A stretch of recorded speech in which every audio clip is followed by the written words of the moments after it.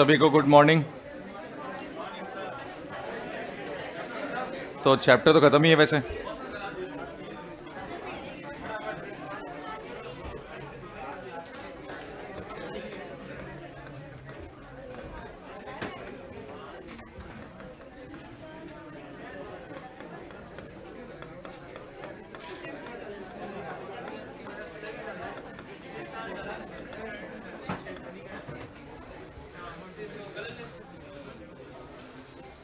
Taxonomical add अपन पढ़ रहे थे और टैक्सोनॉमिकल एड में लास्ट अपन ने पढ़ लिया था, एक तो हर्बेरियम हो गया था और एक पढ़ा था बॉटनिकल गार्डन, है ना।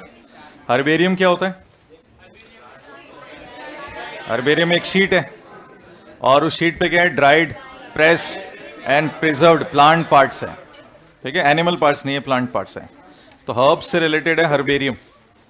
अच्छा, इसका क्या बेनिफिट क्या है? हाँ, वेरी गुड, क्विक रेफरेंस देता है ये। क्लासिफिकेशन के लिए क्विक रेफरेंस देने वाला कौन है? हर्बेरियम। सबसे बड़ा हर्बेरियम कहाँ है? The royal botanical garden. क्यों? और इंडिया में कहां पर है? कैलकाटा। कौन सा है? सेंट्रल हर्बेरियम गार्डन बोल सकते हैं, ठीक है। और इसमें प्रिजर्व करने के लिए कौन सा केमिकल डालें? HgCl2, 0.1% HgCl2। और डिटेल कहां लिखी हुई है सारी? राइट साइड के लोअर कॉर्नर में लिखी हुई है, यानी टाइम एंड प्लेस और उसके अलावा डेट। अगर डेट और प्लेस और टाइम में से सेलेक्ट करना पड़ा तो अपन डेट और प्लेस को करेंगे, टाइम को नहीं करेंगे। और name, English name, local name, botanical name, family और नेम ऑफ कलेक्टर, ये सारा उसमें लिखा होगा। फिर था botanical garden. Botanical garden in situ है या एक्स सीटू है? Ex situ. कहीं और से प्लांट को लाके अपन ने वहां पे लगा दिया। इसमें भी प्लांट की सारी डिटेल उसके ऊपर लिखी हुई होगी, बोर्ड लगा हुआ होगा, नोटिस लगा होगा, उसमें सारे डिटेल लिखी हुई होगी। अरे सबसे बड़ा बॉटनिकल गार्डन कहाँ है? वही रॉयल बॉटनिकल गार्डन। क्यों? इंडिया में कौन कौन से है? लखनऊ में कौन सा है? हाँ, नेशनल बॉटनिकल गार्डन बोल सकते हैं, नेशनल बॉटनिकल रिसर्च इंस्टीट्यूट बोल सकते हैं, है ना। बॉटनिकल रिसर्च इंस्टीट्यूट बोल सकते हैं। ये कहाँ है? लखनऊ में। और इंडियन बॉटनिकल गार्डन कहाँ पर है? हावड़ा। और हाँ, दार्जिलिंग के अंदर भी एक बॉटनिकल, लॉयड बॉटनिकल गार्डन इन दार्जिलिंग। ये सारे हो गए थे। अब आता है zoological park.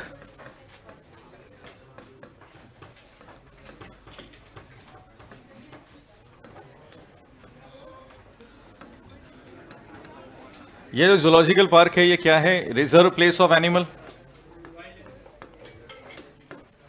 Reserve places of wild animal.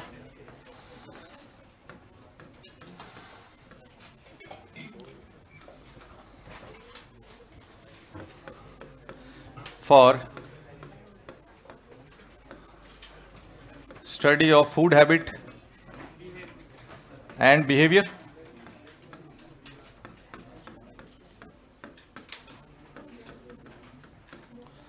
एक तो फूड हैबिट के लिए यहाँ पे रख रखा है, पता चल जाए, और साथ में उनका बिहेवियर क्या है पता चल जाए। अच्छा, ये जो एनवायरनमेंट होगा ये नेचुरल होगा? हाँ, तो प्रोवाइडेड एनवायरनमेंट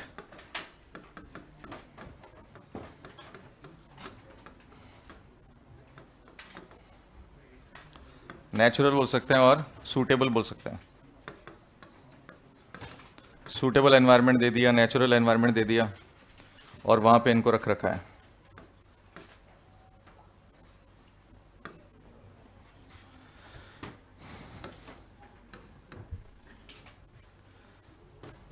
म्यूजियम सुना है?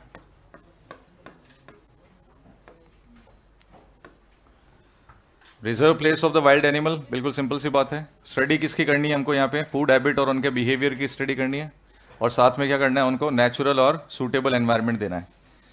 अब इसमें भी बहुत सारे जूलॉजिकल पार्क है, लेकिन आते नहीं है क्वेश्चन, तो याद करने की जरूरत नहीं है। बॉटनिकल में तो एनसीईआरटी ने दे रखा है, इसलिए अपन ने उसको देख लिया, बाकी इनमें से नहीं आएगा। म्यूजियम क्या होते हैं? प्लांट्स के लिए होते हैं या एनिमल्स के लिए होते हैं? दोनों के लिए होते हैं। For plants and animals.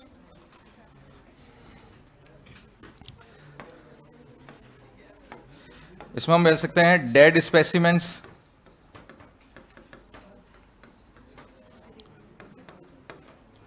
For references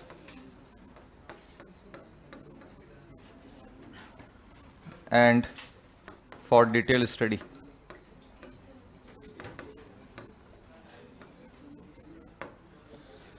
museum plants और एनिमल दोनों के लिए।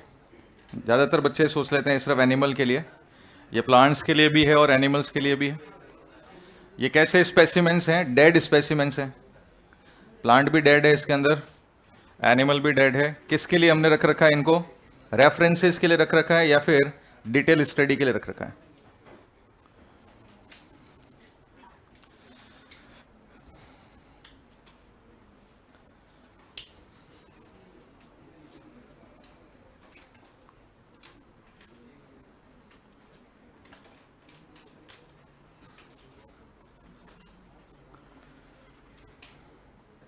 तो नेचुरल एनवायरनमेंट देखे अगर हम एनिमल्स को, वाइल्ड एनिमल्स को रख रहे हैं तो उसको हमने बोल दिया जूलॉजिकल पार्क या फिर जू बोल सकते हैं। और किसकी स्टडी करनी है? याद रखना है फूड हैबिट की। उनका फूड हैबिट क्या है और उनका बिहेवियर क्या है, इसकी स्टडी करनी है, इसकी नॉलेज लेनी होती है, इसलिए हम जूलॉजिकल पार्क बनाते हैं। और म्यूजियम प्लांट्स के लिए भी और एनिमल्स के लिए भी है। क्यों बनाया हमने म्यूजियम? क्यों बनाया है ये म्यूजियम? ताकि हम लोग क्या कर सकें, एक तो रेफरेंसेस लिख सकें और साथ में उनकी डिटेल स्टडी कर सकें। रेफरेंस का मतलब मान लो कोई एक अननोन ऑर्गेनिज्म अपने को मिला और उसके कैरेक्टर्स अपन ने देखे, तो उसको पहचानना है कि वो ऑर्गेनिज्म कौन सा है, तो उसको किसका रेफरेंस देंगे, कि किसका रेस्पेक्ट में अपन पहचानेंगे, तो वो म्यूजियम हो सकता है। ये छोटे लेवल पर है, ये educational institute school and college level पर होता है। ये कौन से लेवल पर है? ये स्कूल एंड कॉलेज लेवल पर ही है, स्मॉल एजुकेशनल इंस्टीट्यूट के लेवल पर है, बड़े लेवल पर नहीं है। ये रिसर्च लेवल पे म्यूजियम नहीं बनते हैं, छोटे एजुकेशनल लेवल पर ही बनते हैं, स्कूल एंड कॉलेज। लिखा हुआ भी एनसीईआरटी में मिल जाएगा तुम्हें, फर्स्ट लाइन में। हो गया ये?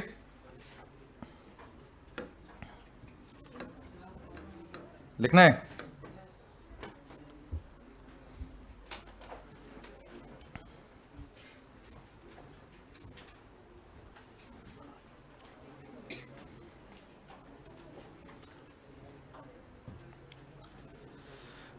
क्विक रेफरल सिस्टम कौन सा है?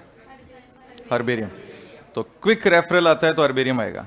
क्विक हटा दो, खाली रेफरेंसेस आते हैं तो म्यूजियम भी आ सकता है।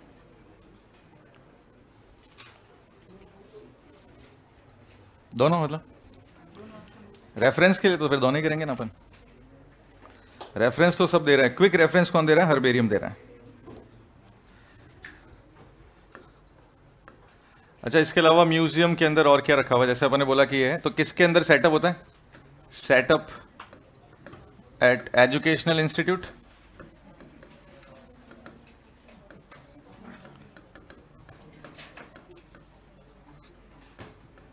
एग्जाम्पल हो गया स्कूल एंड कॉलेजेस। मतलब ये तो ठीक है, स्मॉल एजुकेशन इंस्टीट्यूट लिख लेना, बहुत सारे हो सकते हैं। और म्यूजियम के अंदर जैसे अपन पैक करना हो तो कैसे करेंगे? स्मॉल एनिमल्स को कैसे रखेंगे? स्मॉल एनिमल्स लाइक इंसेक्ट, कैसे लगाओगे उसको? इन इंसेक्ट बॉक्स, इन इंसेक्ट बॉक्स। वही प्रेस कर देंगे, पिन कर देंगे, बॉक्स में लगा देंगे। और लार्ज एनिमल के लिए, हाँ, लार्ज एनिमल्स के लिए क्या हो जाएंगे? स्टफिंग,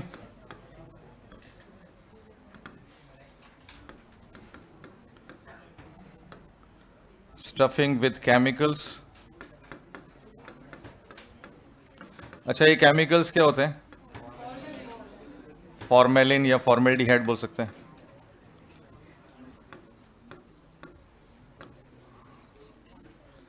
फॉर्मेलिन भी बोल सकते हैं, फॉर्मेल्डिहाइड भी बोल सकते हैं, ये वाले केमिकल यूज में ले लेते हैं। क्या स्केलेटन भी म्यूजियम हो सकता है? Skeleton is also included in museum. तो ये जो स्केलेटन यूज में लेंगे, बड़े एनिमल्स का लेंगे, छोटे एनिमल्स का? लार्ज एनिमल्स का।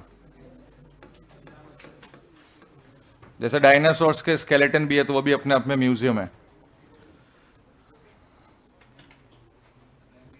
तो म्यूजियम कहाँ सेटअप होगा? एजुकेशनल इंस्टीट्यूट में, जो कि छोटे लेवल पर हैं, वहां पर होगा। स्कूल एंड कॉलेजेस हो सकता है। स्मॉल एनिमल्स जैसे कि इंसेक्ट हैं तो उनको कहाँ रखेंगे? इंसेक्ट बॉक्स में रखेंगे। लार्ज एनिमल्स तो स्टफिंग विद केमिकल्स, केमिकल जो यूज में लेंगे वो है फॉर्मेल्डिहाइड, फॉर्मेलिन बोल सकते हैं। स्केलेटन को भी हम किस में यूज में ले लेते हैं? म्यूजियम के अंदर डाल देते हैं। जैसे लार्ज एनिमल, ऐसे मेडिकल कॉलेज में जाओगे तो तुम्हें ह्यूमन स्केलेटन मिल जाएगा, है ना, अलग अलग लेवल पे। बच्चों के स्केलेटन मिल जाएंगे, बड़ों के स्केलेटन मिल जाएंगे, मिडिल एज के स्केलेटन मिल जाएंगे। ये सब अपने आप में क्या है? म्यूजियम्स। ओरिजिनल प्लास्टिक के बने हुए, प्लास्टर ऑफ पेरिस के नहीं, ओरिजिनल स्केलेटन मिल जाएंगे, उनके ऊपर कोटिंग की हुई है, लेपिंग की हुई है, जैसे वो डिग्रेड नहीं हो। क्लियर है? अब क्या आता है लास्ट में बचे हुए? कीज। म्यूजियम हो गया। अब नेक्स्ट आता है की। कैटलॉग, मैनुअल, मोनोग्राफ, यही तो बचे हुए। खत्म चैप्टर। फिर क्लासिफिकेशन देख लेते हैं।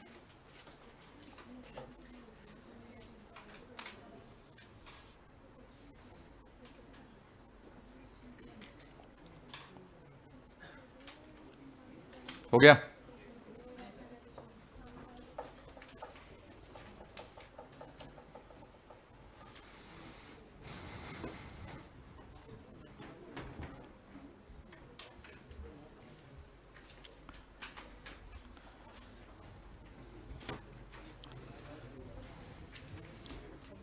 हो गया? अब नेक्स्ट क्या है? की।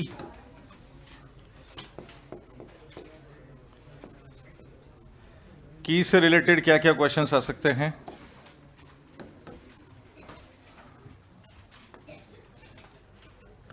सबसे first point, it is analytical in nature.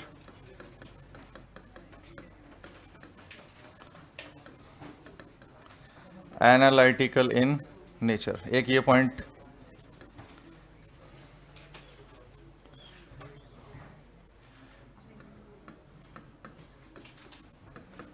Each taxon has different की। अगर आपको एक अलग से टैक्सॉन की स्टडी करना चाह रहे हो, अलग अलग टैक्सॉन के लिए अलग अलग की है, एक ही की में नहीं आएगा, सब लोग अलग अलग डिफरेंट कीज यूज में आएगी।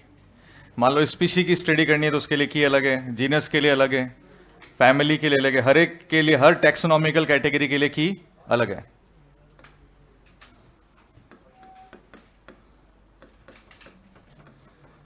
It contains couplets. इसके अंदर क्या पड़े हुए हैं, क्या रखे हुए हैं? कपलेट्स। कपलेट्स का मतलब समझते हो? क्या कपलेट्स बोलो? Contrasting trades. कपलेट्स का मतलब क्या है? कॉन्ट्रास्टिंग ट्रेड्स या कॉन्ट्रास्टिंग कैरेक्टर्स बोल सकते हो।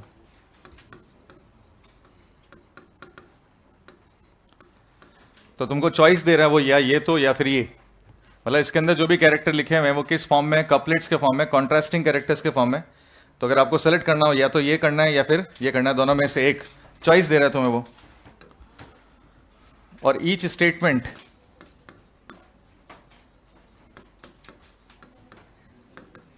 Is called lead. Her statement को यहां पे क्या बोल रहे हैं? लीड कह रहे हैं, क्योंकि उससे तुम्हें लीड मिलेगी, उससे तुम्हें उसकी नॉलेज मिलेगी, तो उसको बोल दिया लीड।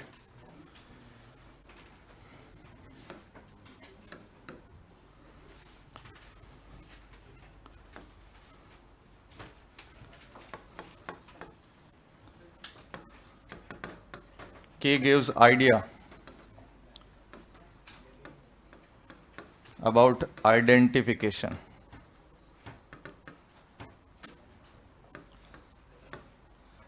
कि तुमको किस चीज का आइडिया दे रहा है? आइडेंटिफिकेशन का आइडिया दे रहा है। तो फिर से इसका कैसा नेचर है? एनालिटिकल नेचर है। एक तो सीधा सीधा से ये क्वेश्चन आ सकता है नीट में, जो हमने पॉइंट लिखे हैं इससे बाहर नहीं जाने वाला है ना।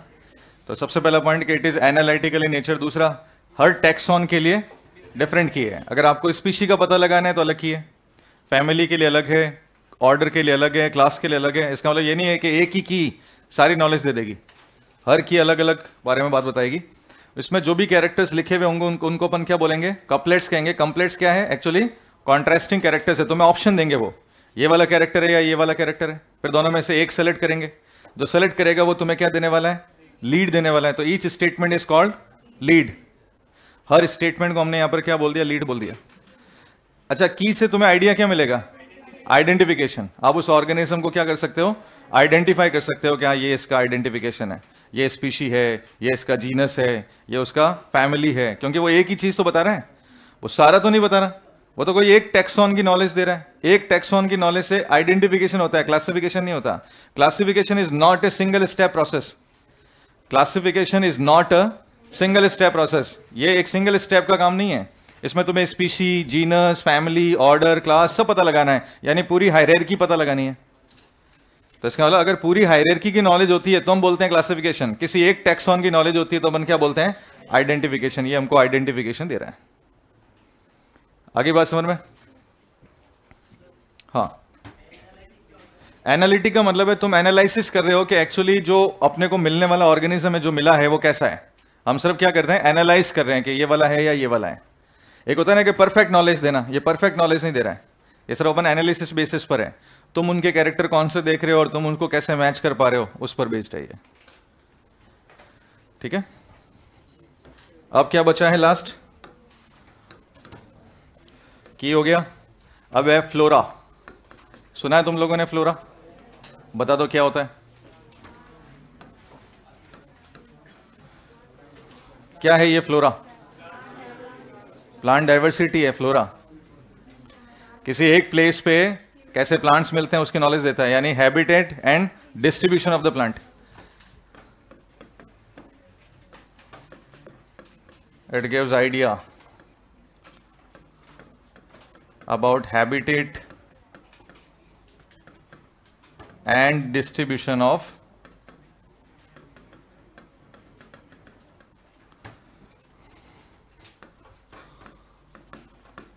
plant species in given area or in area। कोई एक एरिया है, उस एरिया में उस प्लांट की स्पीशीज का हैबिटेट क्या है और उनका डिस्ट्रीब्यूशन पैटर्न क्या है, ये आइडिया कौन देता है, फ्लोरा।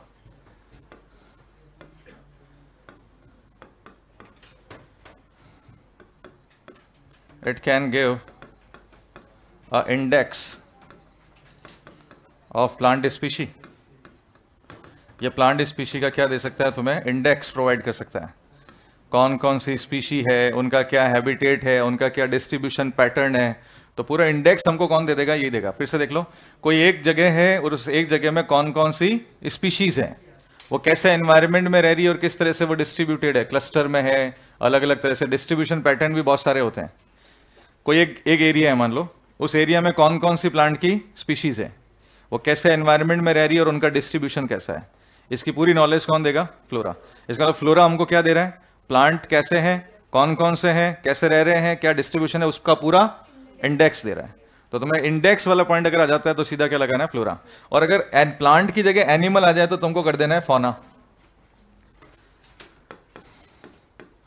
अगर प्लांट की जगह सेम कंडीशन में एनिमल्स आ जाए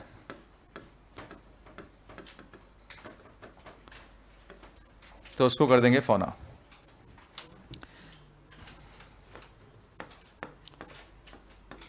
एक है manuals.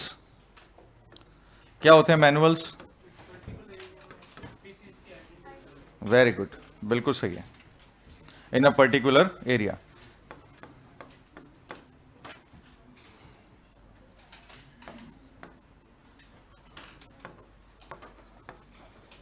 It is reference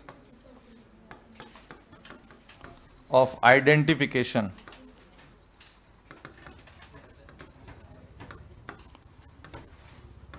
of plant name in particular in given area बोल सकते हैं, in particular area बोल सकते हैं। किसी पर्टिकुलर एरिया में प्लांट की स्पीशी का नाम पता लगाने के लिए हम लोग क्या यूज में लेते हैं, मैनुअल्स। हमको पता लगाना है कि वो प्लांट कौन सा है। ये एक रेफरेंस दे रहा है अपने को, ये एक रेफरेंस दे रहा है जिससे हम पता लगा सकते हैं कि पर्टिकुलर एरिया में, किसी पर्टिकुलर एरिया में प्लांट की स्पीशी का नाम क्या है। इसी तरह से आता है मोनोग्राफ। बताओ क्या है मोनोग्राफ?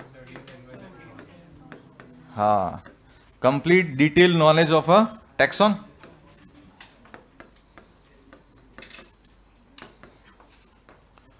कंप्लीट डिटेल नॉलेज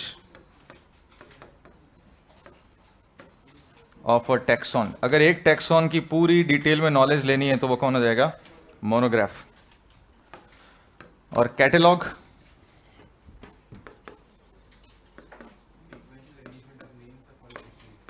या कह सकते हो alphabetical arrangement of species in a given area.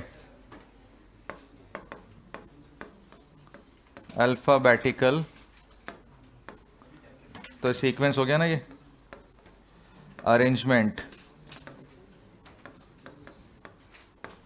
Of species in a area. किसी भी एरिया में कौन कौन सी स्पीशीज है उनका अल्फाबेटिकल अरेंजमेंट या सीक्वेंस अरेंजमेंट भी बोल सकते हैं। ये कंप्लीट हुए टैक्सोनॉमिकल एड्स। मुश्किल है? अभी एक बार चैप्टर को पूरा रिवाइज करेंगे, अपन ने कहाँ से शुरुआत की थी और कहाँ पर पहुँचे, ठीक है? फिर क्लासिफिकेशन शुरू करेंगे। क्वेश्चंस आज वो टाइपिस्ट थे ही नहीं तो टाइप हुए ही नहीं क्वेश्चन, तो जब नेक्स्ट चैप्टर करेंगे तो उसके साथ ही इसके क्वेश्चंस भी कर लेंगे।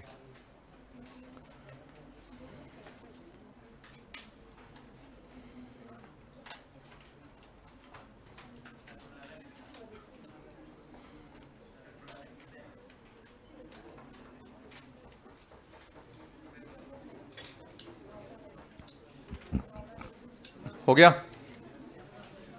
एक बार इनको समझ लेते हैं फिर आगे चलते हैं।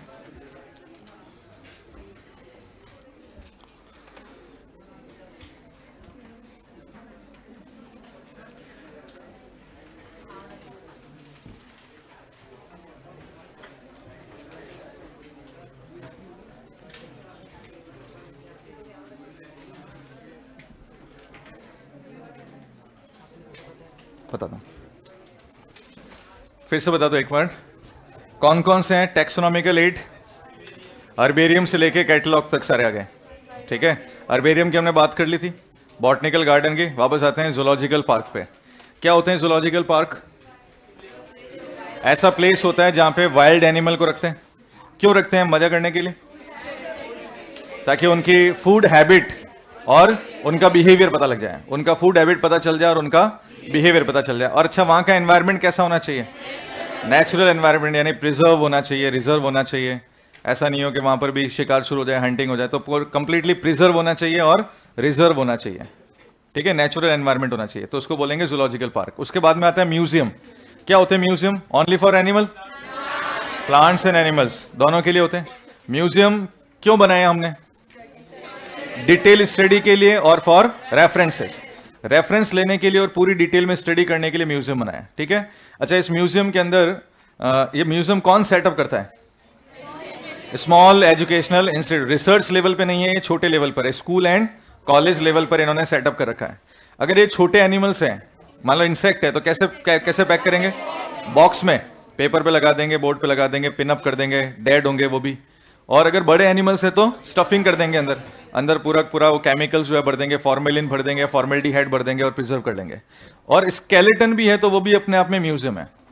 अगर कोई हड्डियों का ढांचा है, बर्ड्स का, मैमल्स का, रेप्टिलियन, बड़े लार्ज रेप्टिलियंस का, तो वो भी अपने आप में क्या है? म्यूजियम है। उसके बाद में आता है की क्या है वास्तव में? है क्या? कोई चाबी है? ये किस पर बेस्ड है? एनालिटिकल टेक्निक पर बेस्ड है। यानी आप ये कह सकते हो ये खुद ही एक एनालिटिक टेक्निक है जिसमें अपन एनालिसिस कर रहे हैं। क्या? Similarity and dissimilarity. अपन क्या पता लगा रहे हैं? सिमिलैरिटी एंड डिसिमिलैरिटी, यानी मैंने जो कैरेक्टर ऑब्जर्व किए हैं किसी ऑर्गेनिज्म में, वो कौन से गिवन कैरेक्टर के साथ सिमिलर है या डिसिमिलर है। इसका मतलब वहां पे दो चीजें लिखी हुई होगी, या तो सिमिलर या डिसिमिलर। दो कैरेक्टर लिखे हुए होंगे, दोनों कॉन्ट्रास्टिंग हो गए, या तो ये या ये। एक के साथ सिमिलर होगा तो दूसरे के साथ डिसिमिलर होगा, एक के साथ सिमिलर होगा तो दूसरे के साथ क्या होगा? डिसिमिलर। ऑब्वियसली बात है ना, एक से मैच कर रहा है दूसरे से नहीं कर रहा है, तो इसका मतलब दो कैरेक्टर है, उनको क्या बोला हमने? कपलेट। और जो मैच कर गया उसने हमको क्या प्रोवाइड की? लीड। यानी every statement is called lead. या तो ये लीड है या ये लीड है, दोनों में से कोई एक लीड होने वाला है। बात समझ आ रही है कि नहीं आ रही है? और अच्छा, इस हर एक टैक्सॉन के लिए क्या करना पड़ेगा? डिफरेंट की यूज में लेनी पड़ेगी। स्पीशी के लिए अलग है, जीनस के लिए अलग है, फैमिली के लिए अलग है, ऑर्डर के लिए, किंगडम के लिए, सबके लिए अलग अलग टाइप के क्या है? कीज है।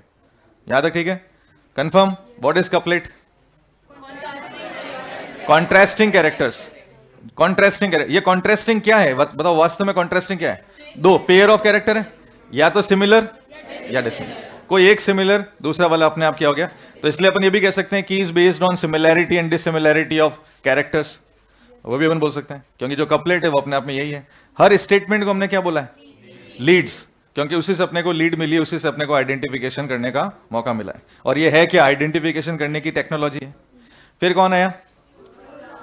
फ्लोरा। फ्लोरा क्या है? एक ऐसी जगह, मान लो कोई एक प्लेस हमको दे दिया, वहां पे कौन कौन से प्लांट की स्पीशीज है, उनका हैबिटेट क्या है और उनका डिस्ट्रीब्यूशन क्या है, जिसकी पूरी नॉलेज जिसमें मिल जाती है वो है फ्लोरा।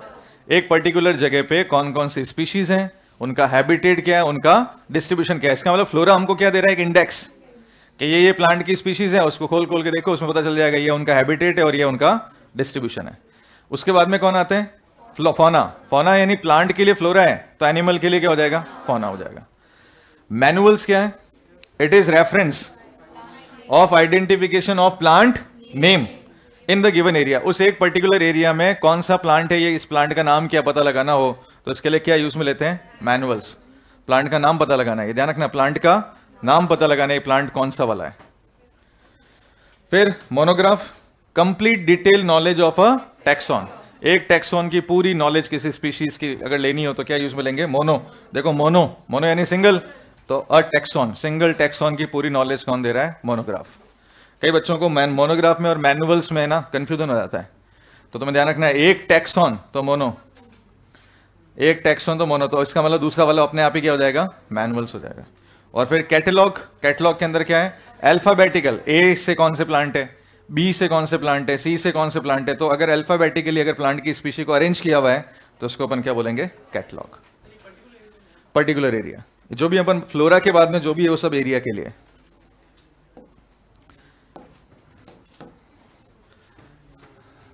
एक question, botanical garden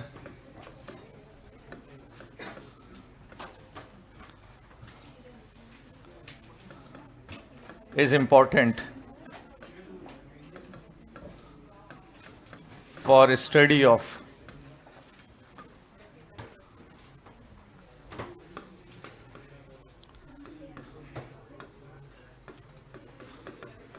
characterization of plant,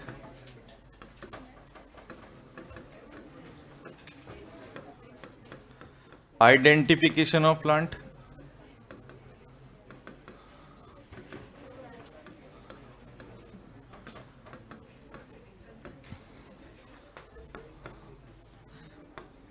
classification of plant,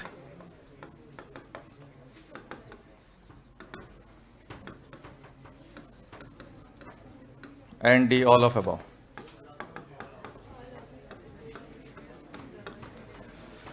देखो बहुत सिंपल सा question, botanical garden is important for study of characterisation of plant, identification of plant, classification of plant and all of the above. क्या लग रहा है? क्या लग रहा है? तुम तो लगाओगे ऑल ऑफ अबव, मेरे को पता है, इसलिए तो मैंने ऑल ऑफ अबव डी रखा है, जानबूझ के रखा है। इसका आंसर है आइडेंटिफिकेशन। भावनाओं में बहना नहीं, ऑल ऑफ अबव लगाना नहीं, ठीक है? नहीं तो ज्यादातर क्या होता है, सीधा लगा दे, अच्छा ये भी है, ये भी है, ये भी है, लगा दो ऑल ऑफ द अबव। नहीं है, बॉटनिकल गार्डन तुम्हें क्या रेफरेंस दे रहा है? बॉटनिकल गार्डन आइडेंटिफिकेशन बता रहा है कि ये प्लांट क्या है। तुम्हें क्लासिफिकेशन दिया, उसने बताया कि इसकी फैमिली है, ये इसका किंगडम, ये ऑर्डर है, ये बताया उसने? नहीं बताया ना, तो क्लासिफिकेशन तो वैसे ही नहीं आ सकता। कैरेक्टराइजेशन तो प्लांट के अपने को पता ही होते हैं। मेन उसने क्या बताया?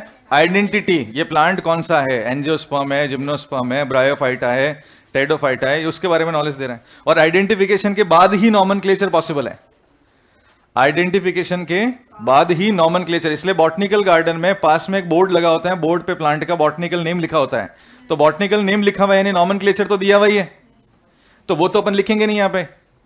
सुन मेरी बात, नॉमेनक्लेचर क्यों नहीं है? क्योंकि वो ऑलरेडी लिखा हुआ है वहां पे, तो नॉमेनक्लेचर थोड़ी दे रहा है तुम्हें कि तुम्हें ये थोड़ी बताया कि तुम नाम रख लो उसका, तो नॉमेनक्लेचर तो ऑलरेडी है। तो तुमने क्या किया? तुमने सिर्फ आइडेंटिफिकेशन किया, तुमने सिर्फ पहचाना, अच्छा ये प्लांट है और ये इसका नाम है, ये प्लांट है और ये इसका नाम है। नॉमेनक्लेचर के लिए क्या जरूरी होता है? आइडेंटिफिकेशन। नॉमेनक्लेचर के लिए सबसे इंपॉर्टेंट क्या है? आइडेंटिफिकेशन है। समझ में आया? तो ऑल ऑफ द अबव नहीं आएगा।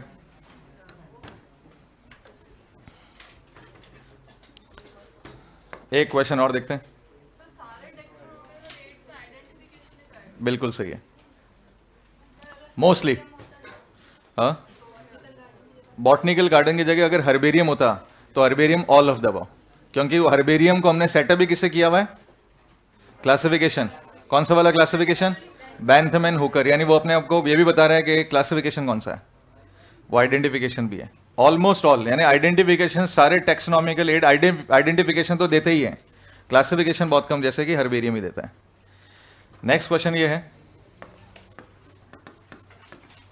विच of the following taxonomical aid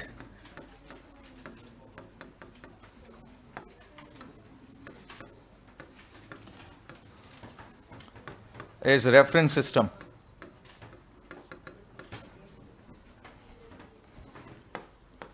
Option A, monograph.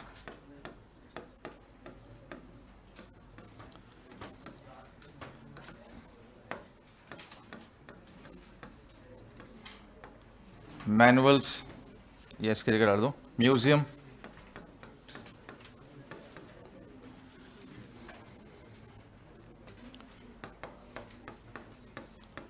Herbarium,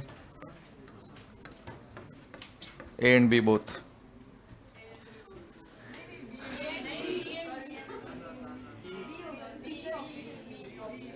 अब क्या करोगे तुम? पहले बहुत अच्छे से क्वेश्चन को समझ लेना। Which of the following taxonomical aid is reference system? ठीक है, पूरा पढ़ लिया ढंग से, एक बार और पढ़ लो, मुझे कोई आपत्ति नहीं है। ये ऐसा क्वेश्चन है जहां पे तुम्हारे से गलतियां करवाएंगे चला के, जहां पे तुम्हारे से चला के गलतियां करवाएंगे। सबसे पहले देखो क्या लिखा हुआ है, Which of the following taxonomical aid is reference system? Monograph, museum, herbarium and A and B both. क्या लग रहा है? मैंने क्या कहा, ये वो क्वेश्चन है जहां से तुम्हें गलतियां जानबूझ के रहेंगे, तुम करो गलती, अच्छा इधर लगाओ, ये लगाओ, वो लगाओ, कुछ भी लगाओ।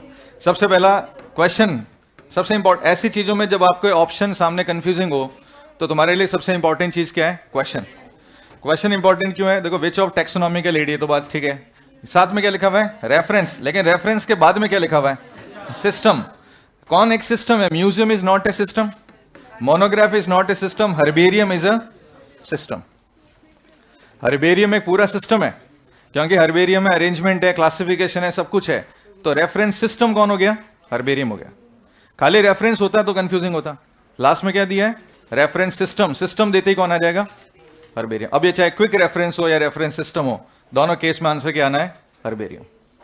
क्विक रेफरेंस हो या रेफरेंस सिस्टम हो, दोनों केस में आंसर क्या आना है? हर्बेरियम। सिस्टम क्यों है? क्योंकि ये क्लासिफिकेशन भी है, यानी बड़े लेवल पे, ये पूरा रेफरेंस बड़े लेवल पे दे रहा है, यानी पूरा एक सिस्टम बता रहा है, हमने कैसे अरेंज किया, उसका क्लासिफिकेशन क्या, उसकी आइडेंटिटी, पूरा अंदर वो सारी डिटेल नॉलेज, उसका लोकल नेम, इंग्लिश नेम, ये फैमिली वगैरह सब कुछ लिखी हुई है। इसका मतलब पूरा एक सिस्टम प्रोवाइड कर रहा है। हाँ, तो फिर ऑप्शन अलग होते, फिर ये ऑप्शंस नहीं होते, फिर कहीं ना कहीं आंसर क्या आता था? बी एंड सी, फिर ऑप्शन अलग आता। तो ये आंसर हमने किस बेस पे लगाया है? सिस्टम पर बेस्ड है। हो गया ये? हाँ हाँ, टैक्स। पहले तो मैंने तुम्हें क्या कहा था? Dog is a taxa, animal is a taxa. तो अगर एनिमल एक टैक्सा है तो उसमें ऑब्वियसली बात है उसके बहुत सारे टैक्सोन आएंगे ना, क्योंकि हर कैटेगरी अपने आप में क्या है? टैक्सॉन। अरे कैटेगरी अपने आप में टैक्सोन है, टैक्सा थोड़ी है। Each and every category of classification is taxon. और टैक्सा क्या है? एक बहुत बड़ा ग्रुप। मान लो एक डॉग है, तो डॉग अपने आप में क्या है? बहुत बड़ा ग्रुप है। एनिमल क्या है? अपने आप में एक बहुत बड़ा ग्रुप है, उसमें बहुत सारे टैक्सोन आ जाते हैं। तो टैक्सा क्या है? प्लूरल। टैक्सॉन क्या हो गया? सिंगुलर। बहुत सारे टैक्सॉन मिलके क्या बना रहा है? टैक्सा। जैसा भी एक एग्जांपल लेते हैं अपन, अगर इनको समझना है तो ऐसा एग्जांपल लो। अच्छा, एक ह्यूमन का क्लासिफिकेशन बता दो। ह्यूमन में सबसे पहले स्पीशी कौन सी है? ह्यूमन के लिए ह्यूमन में स्पीशी फिर जीनस, फिर फैमिली, उसके बाद ऑर्डर, फिर क्लास के बाद फाइलम, और फिर किंगडम। किंगडम आ गया। किंगडम तो अब क्या लिखोगे, ठीक है, पता ही है, एनिमल ही है। चले, स्पीशी, सेपियंस, जीनस, होमो, फैमिली, होमोनिडी नहीं है, होमिनिडी है। कई बार होमो होमो कर तो होमोनिडी, होमिनिडी। ऑर्डर, प्राइमेट या प्राइमेट आप बोल सकते हैं। क्लास, मेमेलिया, वेरी गुड, देख के तो नहीं बोल रहे हो ना। और phylum, Chordata. Mammalia, primates and Chordata, ठीक है, ये तो हो गया ह्यूमंस के लिए। तो अब देखो ये क्या है, ये अरे ये टैक्सॉन, ये टैक्सॉन, ये टैक्सॉन, ये टैक्सॉन, ये टैक्सॉन, ये टैक्सॉन। तो हमने ह्यूमन को क्या बोल दिया, taxa. What is human, human is a taxa. तो इसमें बहुत सारे क्या आ रहे हैं, टैक्सॉन। समझ आ गया। तो टैक्सा अपने आप में क्या हो गया, प्लूरल। और एनिमल में हाउस फ्लाई, हाउस फ्लाई तुम्हारी स्किन पर बैठती है और तुमको मस्का लगाती है, तो मस्का डोमेस्टिका। तो क्या आएगा बताओ, स्पीशी बोलो, डोमेस्टिका और मस्का। फैमिली वो तुम देख लेना है ना, जो भी मैं उसको नॉमेनक्लेचर के पैटर्न पे नहीं लिख रहा हूं, मैं सिर्फ लिख रहा हूं, तुम दिमाग लगाओ इस तरह के क्या लिख रहे हैं। तो मर्सिडी, कौन सी गाड़ी है इसके पास, मर्सिडीज, मर्सिडी। Order, Diptera. और कहां लिखा हुआ है डिप्टेरा, एनसीईआरटी में डिप्टेरा और कहां लिखा हुआ है, सोलेनम के साथ डिप्टेरा है। ये बोलो कि हाँ मक्खी जो है वो आलू खाती है, इसलिए सोलेनम डिप्टेरा। डिजीज वाले चैप्टर में डिप्टेरा लिखा हुआ है पक्का। डिप्थीरिया नहीं, डिप्टेरा, डिप्टेरा, तुमने डिप्थीरिया बोल दिया। डिप्टेरन्स, कॉलियोप्टेरन्स एंड लेपिडोप्टेरन्स। अब बताओ कहां है, बताओ, कॉलियोप्टेरन, डिप्टेरन एंड लेपिडोप्टेरन कहां पर है, बीटी कॉटन। सीधा बोलो ना, सीधा क्लिक मारना चाहिए, कहां है ये, बीटी कॉटन। तो सेम डिप्टेरन्स और कहां पर आएगा, बीटी कॉटन में। बॉलवर्म्स, कॉटन बॉलवर्म्स, क्या क्या लिखा हुआ है, डिप्टेरन्स। वहां क्या लिखा हुआ है, फ्लाई एंड मॉस्किटो। क्या लिखा हुआ है, फ्लाई एंड मॉस्किटो। इसका मतलब डिप्टेरा और किसके लिए आ सकता है, मॉस्किटोज। समझ मारी बात ठीक है। क्लास, इंसेक्टा, होशियार हो गए तुम लोग। और फाइलम, आर्थ्रोपोडा। इसका मतलब आर्थ्रोपोडा अपने आप में फाइलम है।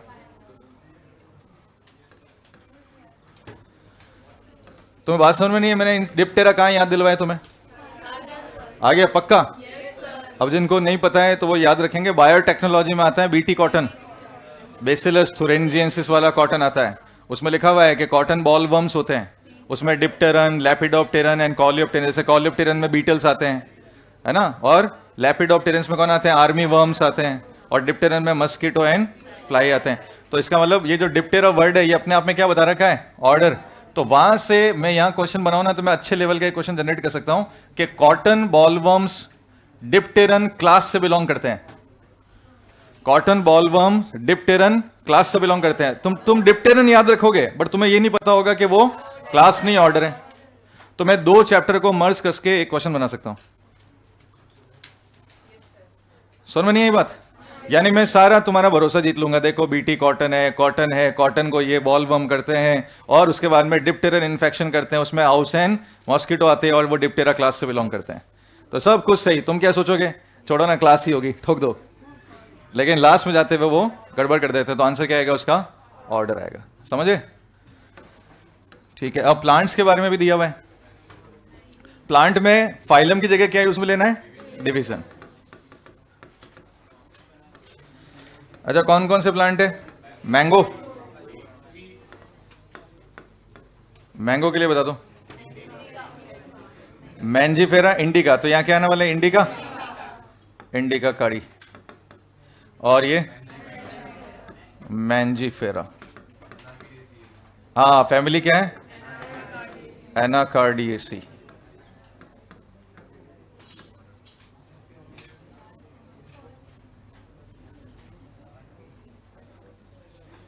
एनाकार्डेसी भी बोल सकते हैं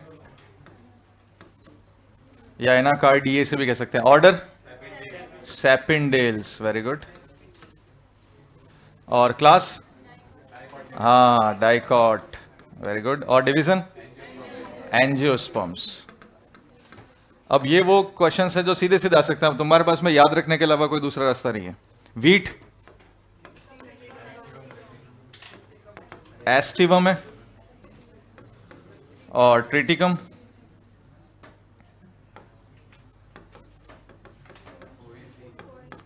पोएसी, वेरी गुड। पोएसी की जगह क्या आ सकता है? ग्रैमिनी।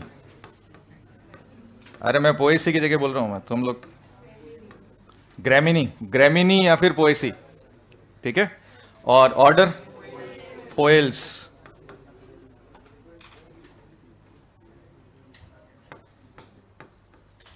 उसके बाद मोनोकॉट, ये मोनोकॉट फैमिली है।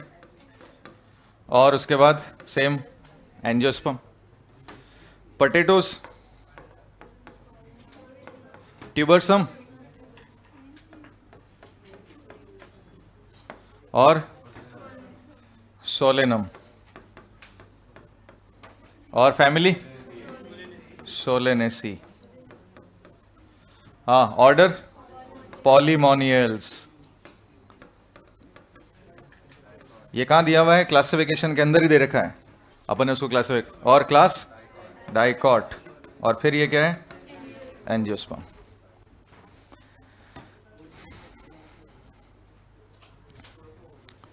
ठीक है, तो फाइनली चैप्टर, अब क्लासिफिकेशन शुरू। तो कैसा रहा तुम्हारा ये चैप्टर? छोटा चैप्टर था।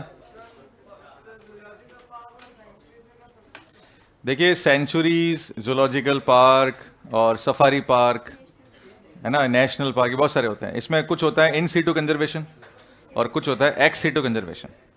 तो अपन जब भी बात करते हैं सेंचुरीज की या सफारी पार्क की या जूलॉजिकल पार्क की, ये सब किस में जाते हैं? एक्स सीटू कंजर्वेशन में जाते हैं। नेशनल पार्क अलग होते हैं, है ना, रिजर्व पार्क अलग होता है। सेंचुरी, वो भी रिजर्व सेंचुरीज हो तो वो अलग होती है। तो अभी उसमें दिमाग में लगाओ, इकोलॉजी में जाओगे तो ज़्यादा बेटर रहेगा, वो सारे वहाँ के। तो इस चैप्टर में कमांड बनी, लग रहा है कि क्वेश्चन सही कर दोगे तुम लोग कि नहीं? नहीं कर पाओगे? कर लोगे? तो फिर बता दो एक बार, सिस्टमैटिक्स क्या है? टैक्सोनॉमी विद इवोल्यूशनरी रिलेशनशिप, यानी फाइलोजेनी, है ना। या आप कह सकते हो टैक्सोनॉमी विद फाइलोजेनी भी बोल सकते हो। टैक्सोनॉमी के साथ में क्या लगा दो?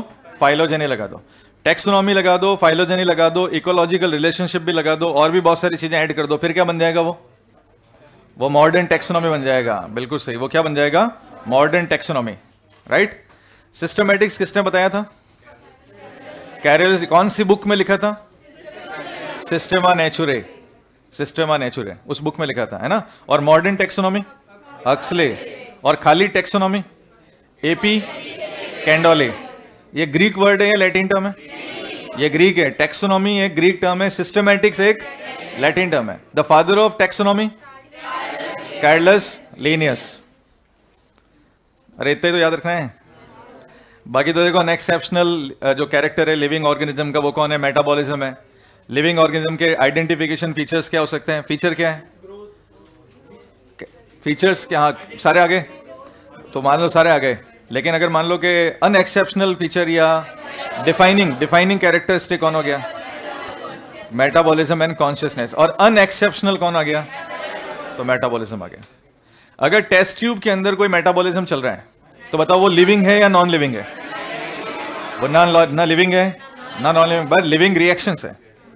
तो अगर उसको लिविंग बनाना हो तो लाइफ फॉर्म क्या होनी चाहिए? Cellular organisation. तो defining feature of life form is cellular organisation.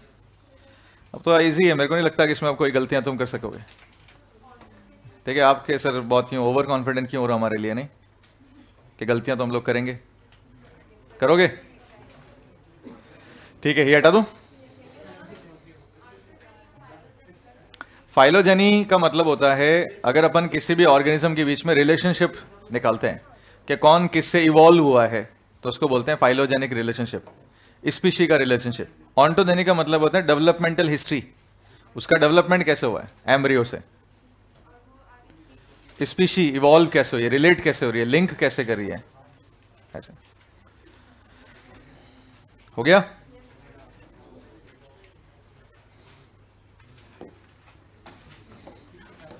Classification,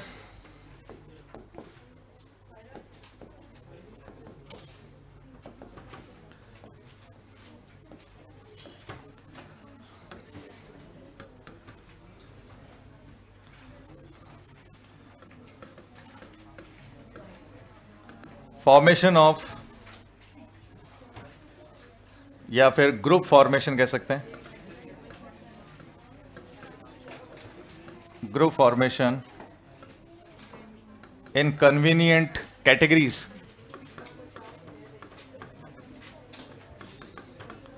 convenient categories based on easily observable characters.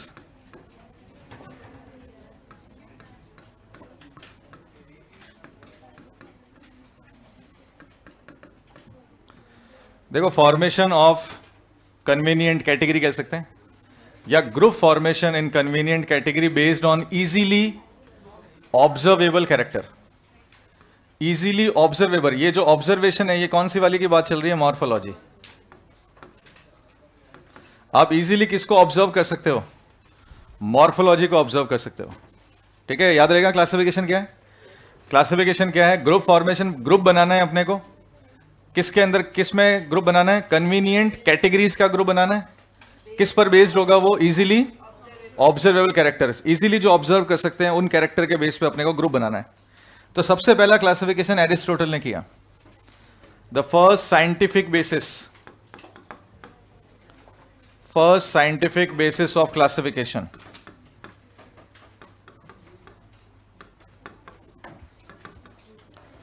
Classification was given by Aristotle.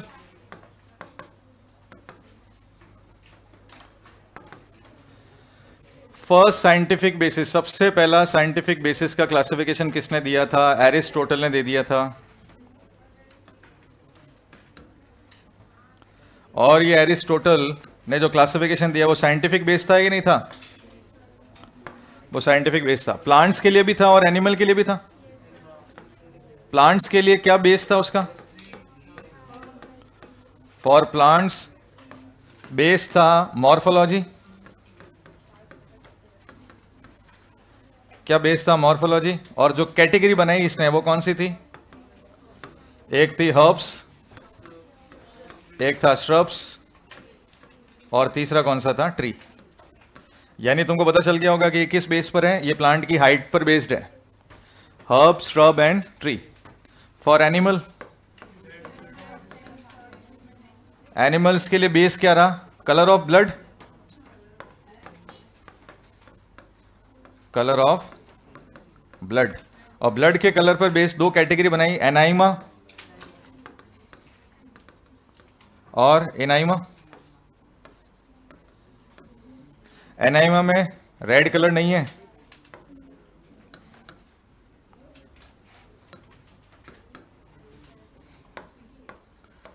इधर रेड ब्लड है, इधर ब्लड इज नॉट रेड।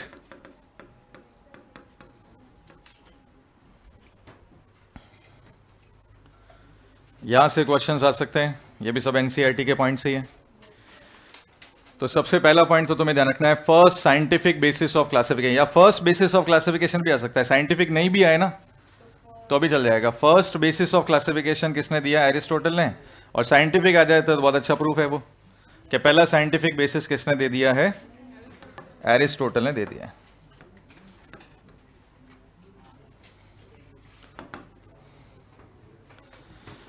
और ये जो क्लासिफिकेशन उन्होंने प्लांट्स के लिए किया उसका बेस क्या था? मॉर्फोलॉजी था। और वो प्लांट्स कौन कौन से थे कैटेगरी में? Herb, shrub and tree. एक तो आ गया हर्ब, एक आ गया श्रब और एक आ गया ट्री। एनिमल का क्लासिफिकेशन किस बेस पे कर डाला उन्होंने? ब्लड के कलर पर बेस्ड है। एनाइमा, एनाइमा देखो, इनाइमा, इन अंदर, ऐसा तो याद रखने का तरीका है ये। एनाइमा, ई से स्टार्ट करें तो अपन बोल देंगे इन, इन मतलब अंदर है, क्या रेड कलर अंदर है, कर सकते हो।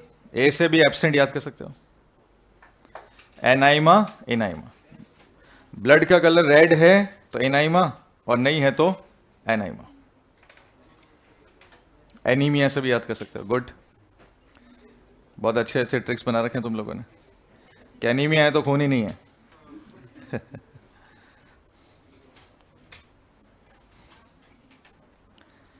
बिल्कुल सही है समरीन जी, ऐसा भी कह सकते हैं। Morphology is the feature of classification. सबसे एक्टिव स्टूडेंट है समरीन। बीटी कॉटन, इसने भी लिखा है, देखो मैंने जवाब पहले ही दे दिया था सर, आपने मेरे से पूछा ही नहीं। आपके क्वेश्चन लिखने से पहले मैंने जवाब दे दिया था।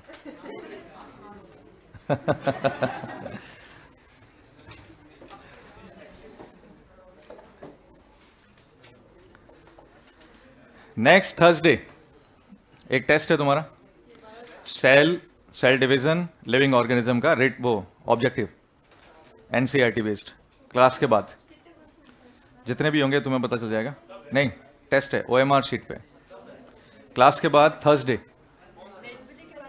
नेक्स्ट थर्सडे आ रहा है जो, हाँ ठीक है। 15 मिनट 15 मिनट का टेस्ट है, 40 क्वेश्चन, 15 मिनट 40 क्वेश्चन।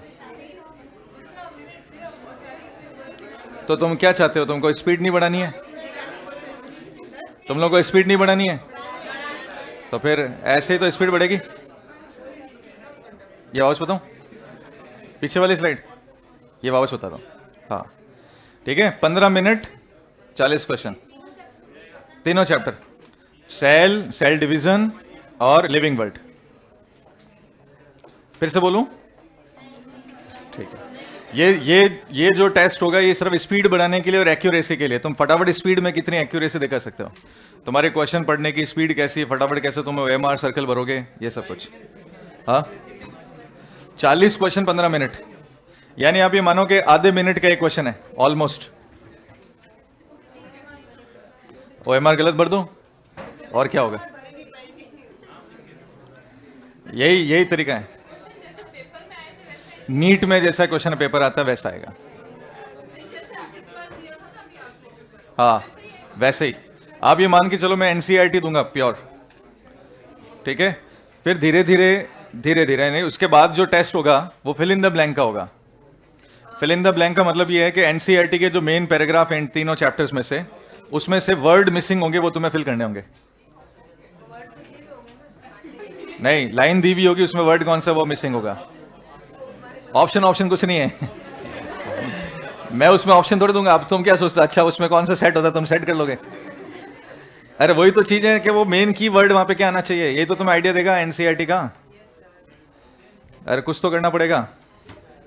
चलिए बहुत सिंपल सी बात है, ये वापस देख लो भाई। सिंपल सी चीज हमने क्या लिखी है, क्लासिफिकेशन में करना क्या है, ग्रुप बनाना है।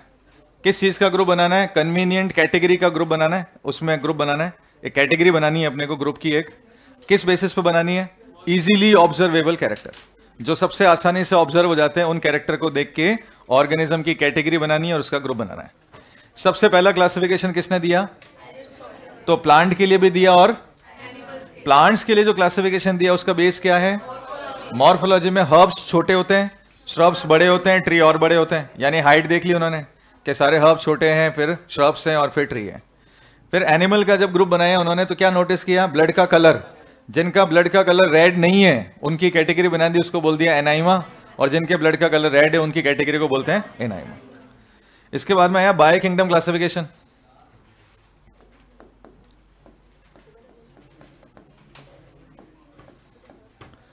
टू किंगडम क्लासिफिकेशन, बता दो ये किसने दिया? कैरलस लीनियस ने दिया, बिल्कुल सही। Two kingdom classification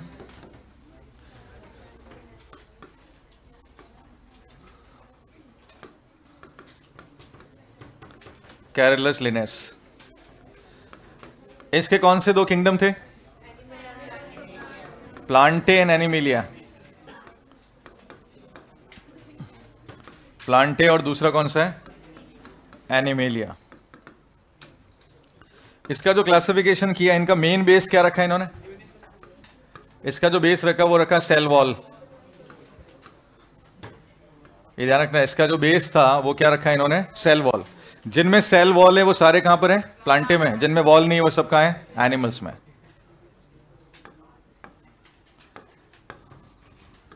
cell wall जिनमें अवेलेबल है वो सारे प्लांट में है, जिनमें वॉल नहीं है।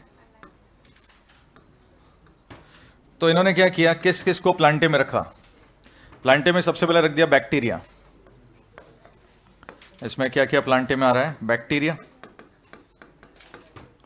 बीजीए ब्लू ग्रीन एल्गी इसी में ही है, फंजाई इसी में है, एल्गी, फिर ब्रायोफाइटा, मॉस, फंड, ये सारे हायर प्लांट सब इसी में है। तो बैक्टीरिया इसमें आ गया, बीजीए इसमें आ गया, फंगाई इसमें आ गया, एल्गी इसमें आ गया, हायर प्लांट सारे इसमें आ गया, माइकोप्लाज्मा भी इसी में, सब इसी में। और वॉल लेस में कौन कौन आ रहा है? प्रोटोजोआ। प्रोटोजोआ इसमें आ गया। इसके अलावा Chordata and non Chordata. Non Chordata इसमें आ गया एंड सारे कॉर्डेट इसमें आ गए। हाँ, बस क्योंकि माइकोप्लाज्मा की प्रॉपर पोजीशन है नहीं, इसलिए हमने माइकोप्लाज्मा लिखा नहीं है। लेकिन अकॉर्डिंग टू दिस, क्योंकि बैक्टीरिया इसमें आ रहा है, तो माइकोप्लाज्मा क्या है? Wall less bacteria. इसलिए माइकोप्लाज्मा बैक्टीरिया की कैटेगरी में ही है, हमने सेपरेट नाम नहीं लिखा उसका। सेल वॉल जिसमें अवेलेबल है वो सब प्लांटे में। अच्छा, इसकी कमियां क्या रही? क्या देख के तुम्हें क्या कमियां नजर आ रही है? इसमें कमियां नजर आ रही है, यूनिसेलुलर मल्टी सेलुलर सब एक साथ है। जैसे इसमें कौन कौन है यूनिसेलुलर? बैक्टीरिया यूनिसेलुलर, ठीक है, सेलुलर फॉर्म बोल दिया। और बहुत सारे एल्गी है ना यूनिसेलुलर, क्लेमाइडोमोनास, क्लोरेला वगैरह। और साथ में हायर प्लांट भी आ गया, मल्टी सेलुलर आ गया। और कौन कौन है एक साथ? प्रोकैरियोट, यूकैरियोट, नहीं बोलोगे क्या? ये कौन है? प्रोकैरियोट है ना। और ये सब कौन है? यूकैरियोट। प्रोकैरियोट यूकैरियोट एक साथ। इधर ये कौन है? यूनिसेलुलर। ये कौन है? मल्टी यूनिसेलुलर मल्टी सेलुलर एक साथ। इधर भी यूनिसेलुलर मल्टी सेलुलर एक साथ। प्रोकैरियोट यूकैरियोट एक साथ। ऑटोट्रॉप हेट्रोट्रॉप एक साथ। ये कौन है? हेट्रोट्रॉप। ये कौन है? ऑटोट्रॉप। ये कौन है? ऑटोट्रॉप। ये कौन है? हेट्रोट्रॉप। इसमें बहुत सारे क्या है? हेट्रोट्रॉप। तो ऑटोट्रॉप हेट्रोट्रॉप सब एक साथ। ये कैरेलस लीनियस की सबसे बड़ी प्रॉब्लम थी। तीन बड़ी प्रॉब्लम नजर आ रही है, तीन बड़ी प्रॉब्लम है। यूनिसेलुलर मल्टीसेलुलर एक साथ, प्रोकैरियोट यूकैरियोट एक साथ, और ऑटोट्रॉप हेट्रोट्रॉप एक साथ। तो एक और क्लासिफिकेशन आया तो उसने एक कमी को दूर किया, तो थर्ड किंगडम था वो।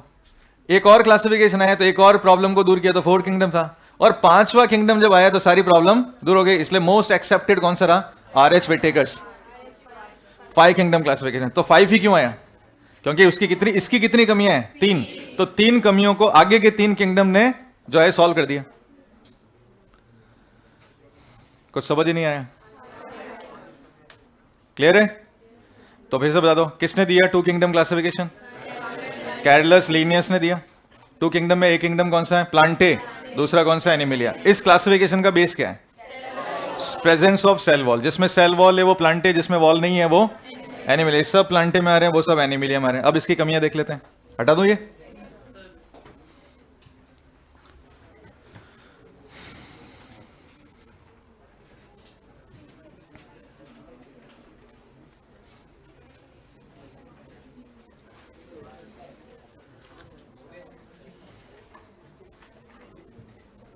कमियां निकालने जाओगे तो बहुत सारी कमियां भी निकल सकती है। और क्या कमियां निकल सकती है? सेल वॉल तो बोला, लेकिन सेल वॉल का कंपोजिशन भी तो अलग अलग है।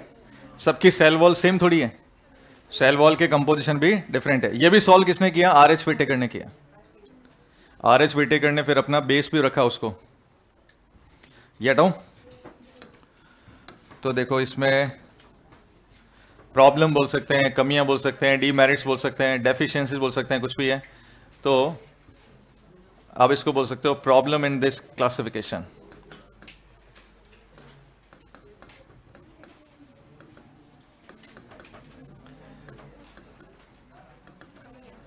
कमियां बोल सकते हो, कुछ भी कह सकते हो, बहुत सारी चीजें हैं इसके अंदर है। अच्छा सबसे फर्स्ट क्या बताओ, पहली कमी क्या है? हाँ, यूनिसेलुलर मल्टी सेलुलर।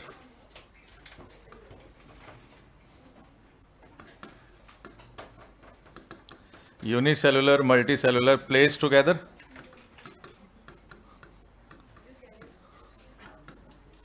एक तो ये कमी होगी। दूसरी कमी क्या थी? Prokaryote eukaryote.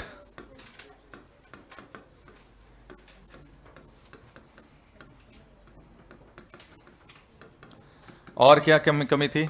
Autotroph heterotroph.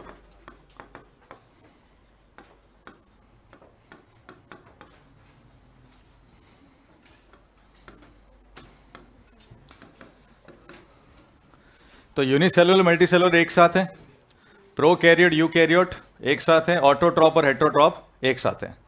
ये सबसे बड़ी कमी। और एक और लास्ट अगर अपन ऐड करते हैं एडिशनल में, वो क्या था? Wall composition is also different.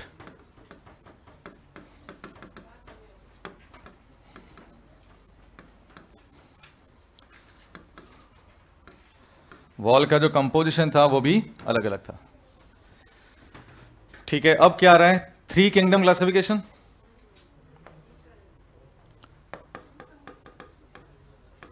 Three kingdom classification. तो 3 kingdom classification was given by Haeckel.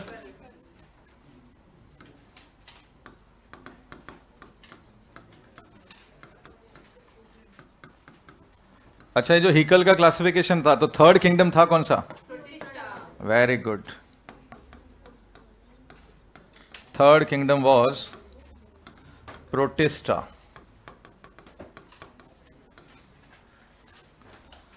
तीसरा किंगडम जो इन्होंने स्टेबलाइज किया वो कौन सा था? प्रोटिस्टा, क्योंकि इनको फर्स्ट प्रॉब्लम सॉल्व करनी थी। और फर्स्ट प्रॉब्लम क्या है? Unicellular multicellular. तो प्रोटिस्टा में क्या रख दिया? सारे यूनिसेलुलर।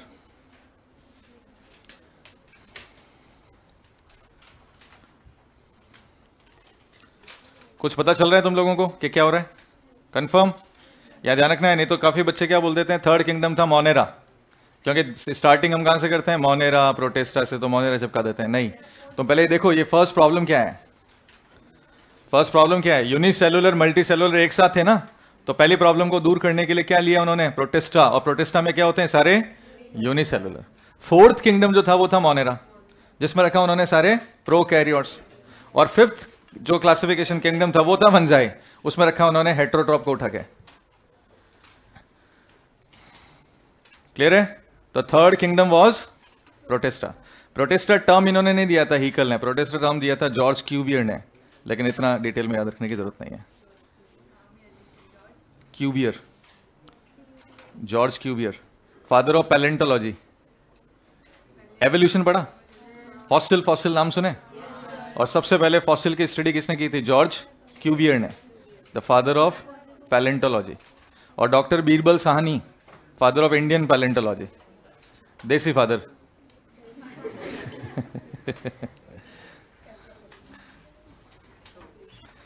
ये हटा दूं? प्रोटिस्टा, तीसरा किंगडम आ गया प्रोटिस्टा। अब इसमें किसको रखा है? प्रोटिस्टा में किसको रखा है? यूनिसेलुलर यूकैरियोट्स को नहीं, अभी सारे यूनिसेलुलर को। आगे दिमाग नहीं लगाना इसमें, यूनिसेलुलर यूकैरियोट सीधा नहीं लगाना है। तो ये तो मैं ये तो पूछना है, तुम बोलोगी क्या? हाँ यस सर, आप बहुत दिनों बाद बोले, क्या हुआ? वापस बोलो। अरे बोलते ना यार, तू शर्मा जाता है। वापस बोल दे एक बार। कुछ नहीं बोलूंगा, पक्का सुनूंगा मैं तेरी बात।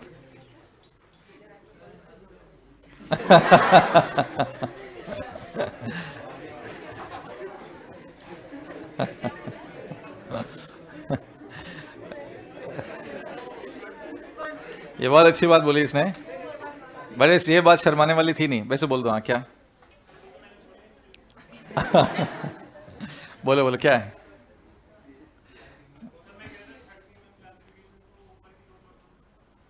दो प्रॉब्लम नहीं बेटा, एक प्रॉब्लम। मैंने तो उसके आगे भी बात बोली थी, तूने वो सुनी नहीं। मैंने कहा था फोर्थ किंगडम ये दूसरी प्रॉब्लम सॉल्व करेगा और फिफ्थ किंगडम जो है वो थर्ड प्रॉब्लम सॉल्व करेगा।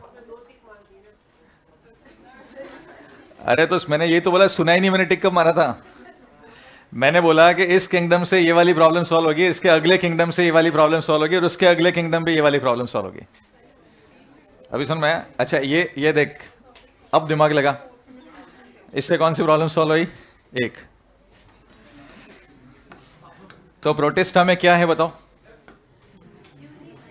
लिखना है? अरे ये हो गया।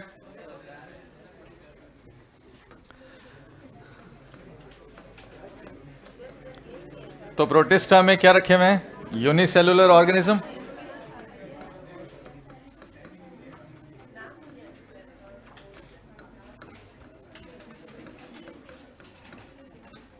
तो कौन कौन आ गया इसमें बताओ?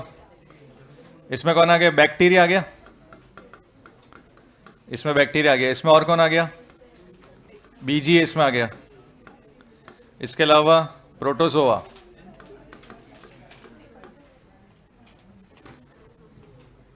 एल्गी भी इसमें डाल दिया इन्होंने,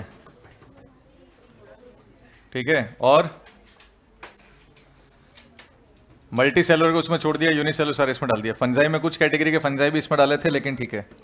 ये मेन है, bacteria, BGA, protozoa, algae. Algae भी किसमें डाला है देखो इन्होंने? प्रोटिस्टा में डाल दिया। अब कौन आ रहा है? 4 किंगडम क्लासिफिकेशन आ रहा है।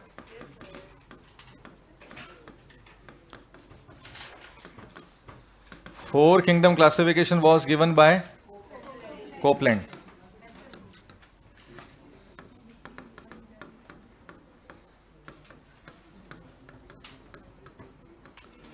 कॉपलैंड ने बताया। अच्छा, इन्होंने कौन सी प्रॉब्लम को सॉल्व किया है? प्रोकैरियोट यूकैरियोट वाली प्रॉब्लम को सॉल्व किया है। तो बताओ कौन सा किंगडम रखा है इन्होंने? Next Monera kingdom. तो जो फोर्थ किंगडम आ गया वो था मोनेरा।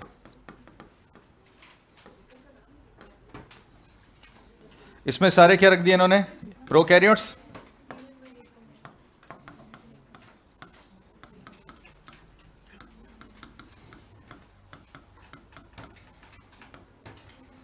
तो कौन कौन आ गया इसमें बता दो? बैक्टीरिया, बैक्टीरिया इसमें आ गया। बीजीए इसमें आ गया। और कौन आ गया इसमें? एक्टिनोमाइसिटीज, आर्के बैक्टीरिया सब इसमें। माइकोप्लाज्मा भी इसमें। यानी इनमें मोनेरा में किस किस को रख दिया? Bacteria, BGA, archaebacteria, mycoplasma, सब मोनेरा किंगडम आ रहा है।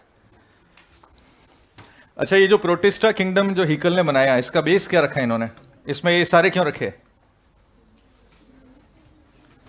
इन्होंने? ये सारे क्यों रखे? और तुम्हें पता होना चाहिए फंजाई भी कहीं ना कहीं इसी में था। इसका बेस क्या रखा? कोई बता सकता है क्या? बता दो, कोई बताना चाहेगा कि इसका बेस क्या रखा इन्होंने? क्यों bacteria, BGA, protozoa, algae, fungi, इन सबको एक कैटेगरी में क्यों डाला? बिकॉज जो यूनिसेलुलर होता है वो कभी टिश्यू नहीं बनाता। तो इसका मतलब ये सारे कौन है जो कभी भी टिश्यू फॉर्म नहीं करते हैं? Do not form tissue. क्योंकि हीकल को एक बात पता थी कि जो सिंगल सेल वाले होते हैं वो कभी भी टिश्यू नहीं बनाते। जो टिश्यू नहीं बनाते उनको सबको किसमें डाल दिया? प्रोटिस्टा में।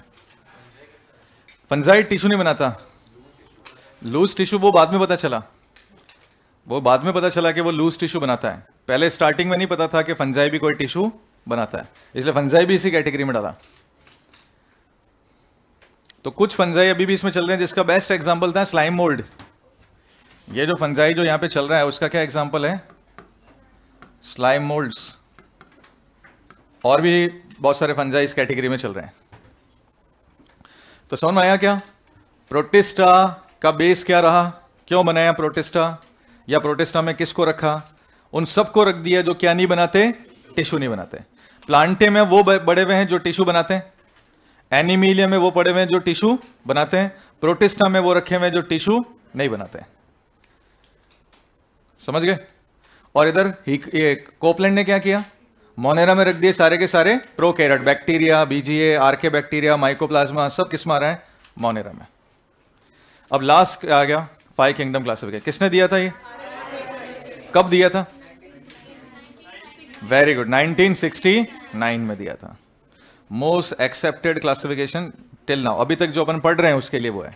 बाकी इसके अलावा 7 किंगडम आ गया है, 8 किंगडम आ गया, 9 किंगडम भी आ गया है।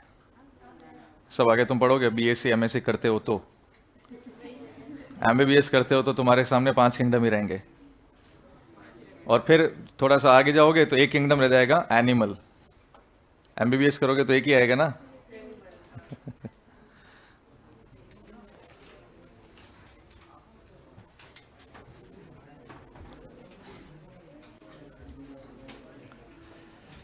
हो गया क्या? जल्दी करो यार।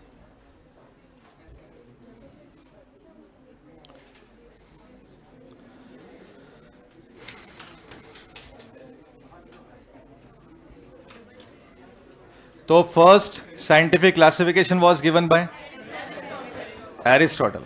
फर्स्ट साइंटिफिक था। प्लांट को किस किस में डिवाइड किया? ऊपर से क्या? Herb, shrub and tree. ये इसका बेस क्या था हर्ब श्रब ट्री का? मॉर्फोलॉजी। इंटरनल के एक्सटर्नल? एक्सटर्नल। एनिमल में 2 ग्रुप, ये इंटरनल थी, अंदर की बात है ये। एनिमल्स के लिए इंटरनल है, प्लांट्स के लिए एक्सटर्नल है। ये जो इंटरनल मॉर्फोलॉजी, जो इंटरनल कैरेक्टर बता रहे वो क्या था? Colour of blood. एक एनाइमा और एक, किसका ब्लड रेड है? एनाइमा का रेड है और एनाइमा का रेड नहीं है। 2 kingdom was given by Carolus Linnaeus. What is the base of this classification? Cell wall. जिसमें सेल वॉल है वो सब किस में? प्लांट्स में। और जिनमें वॉल नहीं है वो सब एनिमल्स है। 3 kingdom was given bye Haeckel, है ना। उसका बेस क्या था? टिश्यू। जो टिश्यू बनाते हैं वो या तो प्लांट्स में होंगे या एनिमल्स में होंगे। जो टिश्यू नहीं बनाते हैं वो 3rd किंगडम में होंगे, उसका नाम है प्रोटिस्टा। और 4th kingdom was given bye Copeland. और 4th किंगडम कौन सा है? मोनेरा। सारे प्रोकैरियोट किस में? मोनेरा में। अब आता है 5 किंगडम क्लासिफिकेशन।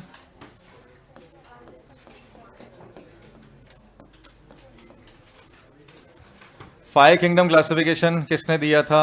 R.H. व्हिटेकर ने दिया था। कब दिया था? 1969 में दिया था। 4th किंगडम, ये 5th किंगडम कौन सा है?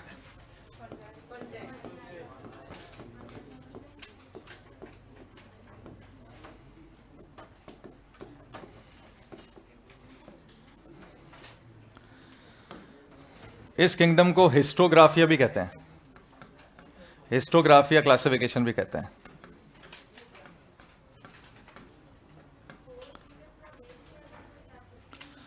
Monera, prokaryote and eukaryote. हिस्टोग्राफिया क्लासिफिकेशन भी इसको कहते हैं।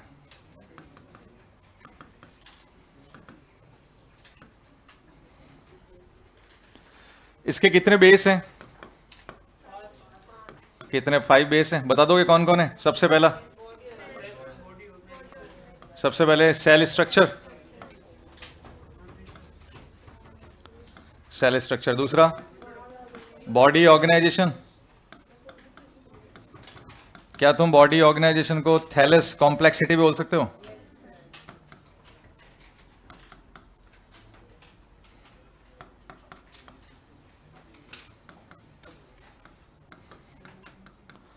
Thallus complexity. और मोड ऑफ न्यूट्रिशन और रिप्रोडक्शन और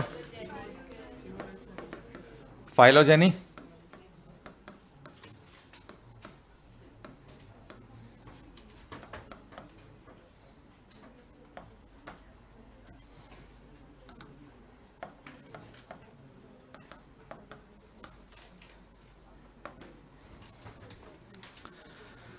तो 5 किंगडम क्लासिफिकेशन के ये 5 बेस थे। सेल स्ट्रक्चर आ गया, बॉडी का ऑर्गेनाइजेशन आ गया या थैलस कॉम्प्लेक्सिटी कह सकते हैं, मोड ऑफ न्यूट्रिशन ऑटोट्रॉप हेटेरोट्रॉप आ जाएगा, रिप्रोडक्शन इसमें आ गया, फाइलोजेनी या क्लैडिस्टिक नेचर भी बोलते हैं इसको, या तो बोलो फाइलोजेनी या फिर बोलो क्लैडिस्टिक नेचर, एवोल्यूशनरी रिलेशनशिप। अभी पढ़ेंगे अपन ये सब क्या चीजें हैं, फिर से बता देता हूं मैं। सबसे पहला बेस क्या है? सेल का स्ट्रक्चर, प्रोकैरियोट होगा या यूकैरियोट होगा। दूसरा, बॉडी ऑर्गेनाइजेशन, सिंगल सेल होगा, मल्टी सेल होगा। मल्टी सेल होगा तो टिश्यू बनाएगा या नहीं बनाएगा। उसके बाद में मोड ऑफ न्यूट्रिशन, ऑटोट्रॉप होंगे या हेटरोट्रॉप होंगे। रिप्रोडक्शन, सेक्सुअल होंगे या एसेक्सुअल टाइप का रिप्रोडक्शन होगा। और फाइलोजेनी या क्लैडिस्टिक का मतलब है उनका एवोल्यूशनरी रिलेशनशिप क्या है। मोनेरा से प्रोटिस्टा कैसे आया, प्रोटिस्टा से फंजाई वगैरह कैसे आए, ये सारे कैसे डेवलप हुए हैं, सारा एवोल्यूशनरी हिस्ट्री इनकी क्या है, ये सब। एनसीईआरटी में 6 किंगडम क्लासिफिकेशन को भी डिस्कस किया हुआ है, 3 डोमेन, वो भी डिस्कस जरूर किया हुआ है कि 6 किंगडम क्लासिफिकेशन भी होता है।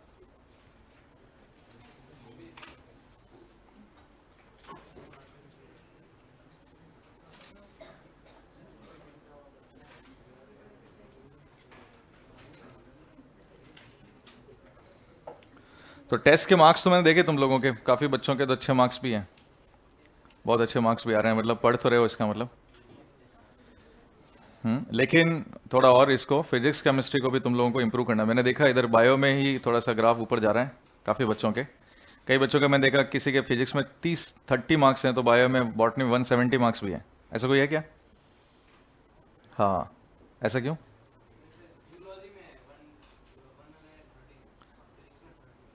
फिजिक्स में 30 है, हाँ, ऐसा क्यों? फिजिक्स में इतना कम क्यों? हाँ हाँ,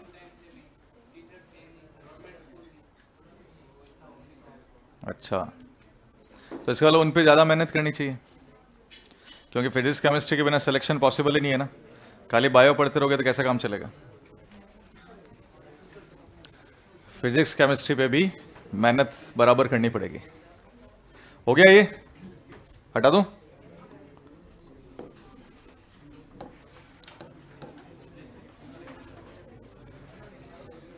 देखो किंगडम कौन कौन सा है? मोनेरा,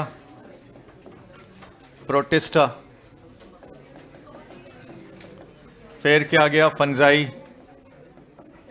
प्लांटे और एनिमेलिया। सबसे पहले सेल स्ट्रक्चर, आप सेल टाइप बोल सकते हो या सेल स्ट्रक्चर कह सकते हो।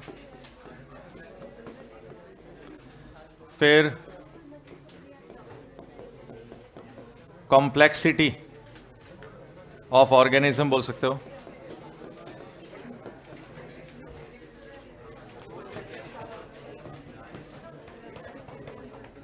मोड ऑफ न्यूट्रिशन, पहले सेल वॉल लिख देते हैं, सेल वॉल का टाइप भी आ रहा है इसमें। अच्छा बता दो, मोनेरा कैसी सेल है? प्रोकैरियोट या यूकैरियोट है? ये तो प्रोकैरियोट है। और प्रोटिस्टा से लेके फंजाई सारे क्या है? ये सारे यूकैरियोट्स हैं। ये यहां तक सारे क्या है? ये सारे यूकैरियोट्स हैं, ठीक है। मोनेरा मल्टी सेलुलर है, यूनिसेलुलर है? क्या? ये यूनिसेलुलर है। Protista unicellular, fungi multi cellular, Plantae भी मल्टी है, और एनिमेलिया भी कैसा है? Multi cellular. अच्छा, इनमें से बताओ कौन है जो टिश्यू बनाएगा? प्रोटिस्टा बनाएगा क्या? जो सिंगल सेल है वो कैसे बनाएगा? फंजाई बनाएगा, लेकिन कैसा टिश्यू? Loose tissue. और प्लांटे टिश्यू एंड ऑर्गन, क्या बनाएगा? टिश्यू एंड ऑर्गन बनाएगा। और एनिमल क्या बनाएगा? टिश्यू भी बनाएगा, ऑर्गन भी बनाएगा, एंड ऑर्गन सिस्टम भी बनाएगा। टिश्यू बनाएगा, ऑर्गन भी बनाएगा, और ऑर्गन सिस्टम बनाएगा। और सेल वॉल, सेल वॉल किसकी बनी हुई है बता सकते हो क्या? मोनेरा की कैसी है? सेलुलोजिक और non cellulosic? Non cellulosic. Protista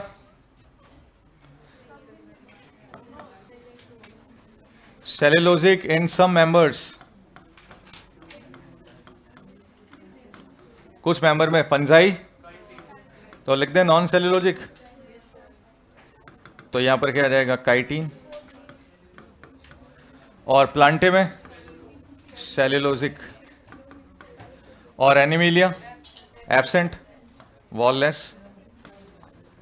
अच्छा ये बताओ सेल्यूलोज कौन बनाता है, कौन सा ऑर्गेनेली सेल्यूलोज बनाता है? प्लांट में कौन सा ऑर्गेनेली सेल का ऑर्गेनेली है जो सेल्यूलोज बनाता है? नहीं, cell wall, cell membrane. Cellulose के अलावा बाकी जितने भी पॉलीसैकेराइड है सब कौन बनाते हैं? Golgi body. लेकिन सेल्यूलोज कौन बनाता है? सेल मेम्ब्रेन, याद रखना है। सेल्यूलोज कौन बनाता है? Cell membrane. बाकी वाले जितने भी पॉलीसैकेराइड है सब कौन बनाएंगे? Golgi body.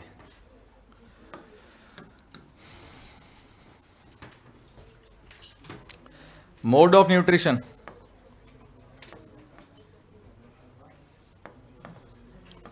Mode of nutrition में बता दो। मोनेरा कैसा होता है, ऑटोट्रॉप क्या हेटेरोट्रॉप?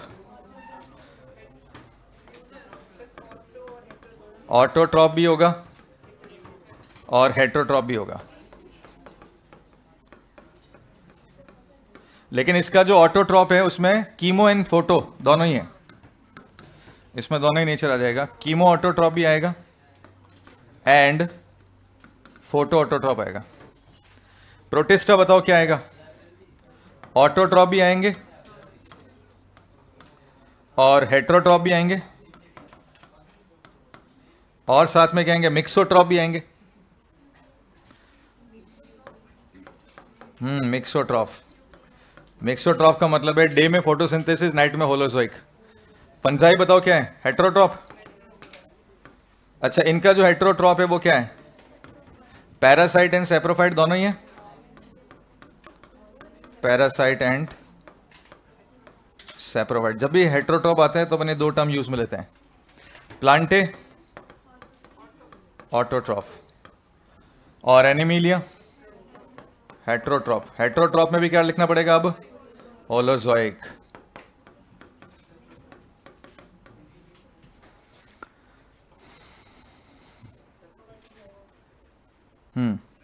सैप्रोफाइट का मतलब जो डेड बॉडी खाते हैं, तो इनमें इनको सैप्रोफाइट्स नहीं बोलते जो डेड बॉडी, इनको बोलते हैं स्केवेंजर्स।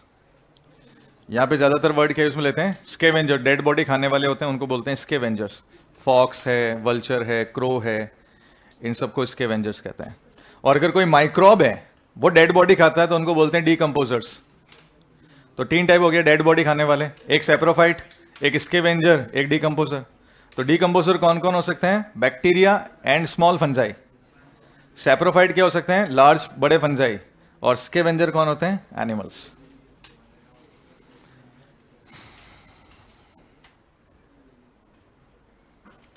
क्लियर है? तो मोनेरा हो गया प्रोकैरियोट, बाकी सब है यूकैरियोट।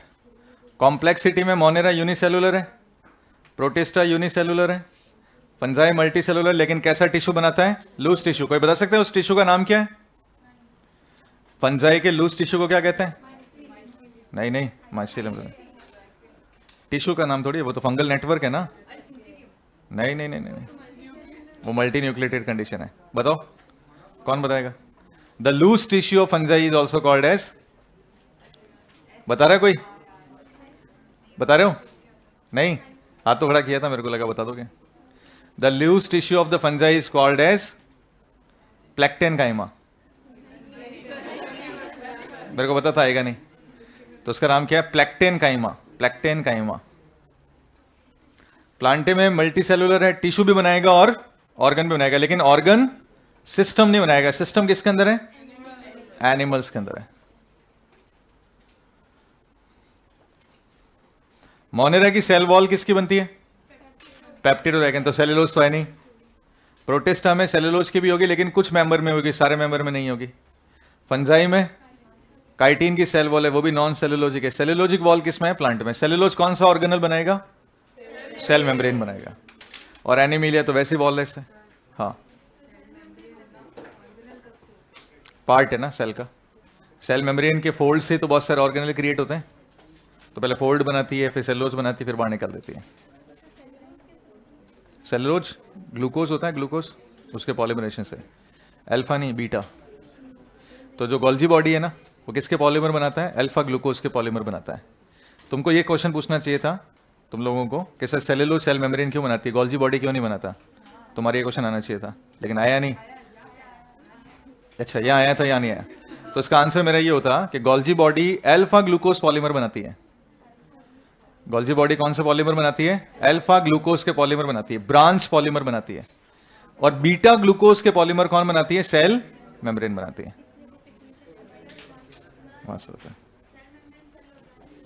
वो पहले फोल्ड बनाती है, एक ऑर्गेनेल जैसा स्ट्रक्चर बनाती है, पहले अंदर फोल्ड बनाती है, फिर इसमें बहुत सारे बीटा ग्लूकोज को कैरी करती है, फिर उसके पॉलीमर चेन बनाती है, सेलुलोज बन जाता है, फिर मेम्ब्रेन वापस फोल्ड खोल देती है तो सेलुलोज बाहर आके वॉल बन जाता है। यानी ऐसा है।